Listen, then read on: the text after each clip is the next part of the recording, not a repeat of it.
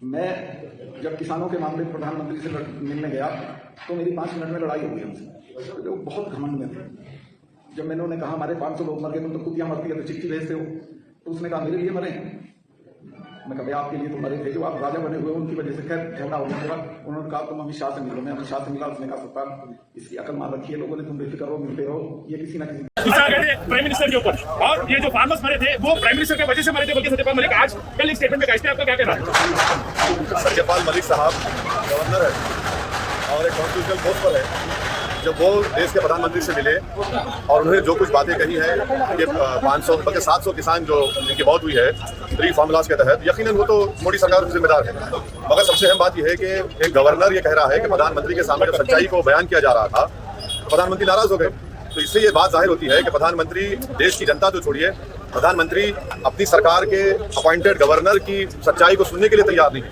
और इससे देश के प्रधानमंत्री श्री नरेंद्र मोदी का अहंकार और उनका सच्चाई को नहीं सुनना और ना मानना, ये इस बात को बताता है कि प्रधानमंत्री देश की जनता की तकलीफ से बिल्कुल दूर है। वो यकीनन एक ऐसे बादशाह हैं जो सिर्फ अपनी तारीफ सुनना चाहते हैं। तो वो सच्चाई को, क्रिटिसिज्म को वो सुनने के लिए तैयार नहीं है। और उन्हें जो कुछ कहा सही है। और जो किसान लॉस को जो वापस लिया गया, मैंने उस वक्त भी कहा, आज भी कह रहा हूँ कि बीजेपी ने हालत मजबूरी में किया, क्योंकि उनको नजर आ रहा था कि जमीन खिसक रही है उत्तर प्रदेश में, पंजाब में, उत्तराखंड में। इसीलिए उन्होंने हालत मजबूरी में, पॉलिटिकल कंपल्शन था।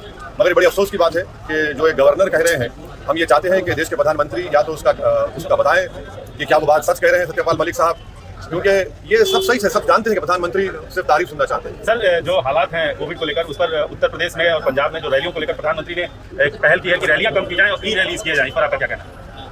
देखिए, बीजेपी की तरफ से रैलीज हो रही है, सब पार्टी की तरफ से रैलीज हो रही है, हमारी पार्टी भी रैली कर रही है। अब इलेक्शन कमीशन के आचार संहिता लगने के बाद ये देखना पड़ेगा। सबसे अहम सवाल ये है कि देश के प्रधानमंत्री और बीजेपी सरकार ने जो बूस्टर शॉट का जो हमने डिमांड किया था वो अब तक क्यों नहीं लगाया? आपने सितंबर में ऑर्डर क्यों नहीं दिया उसको? आज आपने बायोलॉजिकल ई को दिया है ऑर्डर, कब दिया आपने? और वो कब आएंगे वो जो प्रिकॉशनरी या बूस्टर शॉट बोल रहे हैं? और वो सिर्फ इमरजेंसी ऑथराइजेशन है। बूस्टर शॉट लगना चाहिए हमारे हेल्थ वर्कर्स को, फ्रंटलाइन वर्कर्स को, मगर वो है नहीं ना। वैक्सीन कहाँ है? वो तो जनवरी के एंड में आएगा। तो आप बूस्टर शॉट लीजिए, बूस्टर शॉट मुहैया कराइए देश की जनता को। जो कोविड की सेकेंड वेव में गलती की थी, दोबारा बात कर रहे हैं। सर, आज बच्चों के लिए वैक्सीन शुरू की गई है। हम आपके जरिए से, बल्कि हमारे पूरे पार्टी के जिम्मेदारान भी कोशिश कर रहे हैं कि 15 साल और 18 साल के दरमियान में जो आज वैक्सीनेशन का आगाज हुआ है, एमआईएम पार्टी पूरी जनता से अपील करेगी कि फौरन 15 और 18 साल के दरमियान के बच्चे और बच्चियों को फौरन वही वैक्सीनेशन लगाने का काम करना। सर, एमआईएम ओपनली आतिकी अहमद को और उनके बेटे को सपोर्ट कर रहे हैं। नहीं, देखिए, अजीत साहब तो हमारी पार्टी में है, तो अजय मिश्रा टेनी उनका बेटा जिस पर मर्डर का मुकदमा है, वो यूनियन कैबिनेट के मंत्री हैं। और बीजेपी के पास अभी मौजूदा उत्तर प्रदेश में 37% ऐसे एमएलएस हैं जिन पर क्रिमिनल चार्जेस हैं। तो और फिर भोपाल की एमपी है जिन्होंने गोडसे की तारीफ की। ये सब चीजें। सर, अभी ये मामला उठाना, सेंटर को अटैक करना नहीं हुआ कि फॉर्मूला तो अभी रिपीट कर दिए थे, मगर अभी यूपी का एजेंडा नहीं है ये किसका? ये जो अभी सेंटर के ऊपर अगेंस्ट सत्यपाल मलिक बोलना और अपोजिशन पे टारगेट करना, इतना तक आप देखते हैं? सही समझते हैं? अरे, आप तो ऐसा बीजेपी स्पोक्सपर्सन की तरह हमसे सवाल कर रहे हैं। गवर्नर है, मजाक है क्या कोई? गवर्नमेंट ऑफ इंडिया मोदी साहब हिट कर रहे हैं, उनका पॉइंट ही है। अब आप अगर गवर्नर की बात पे यकीन नहीं करेंगे, चलिए आप ओईसी की बात पे यकीन नहीं करेंगे, बस गवर्नर है ना। गवर्नर कह रहा है कि प्रधानमंत्री सच्चाई सुनने तैयार नहीं है।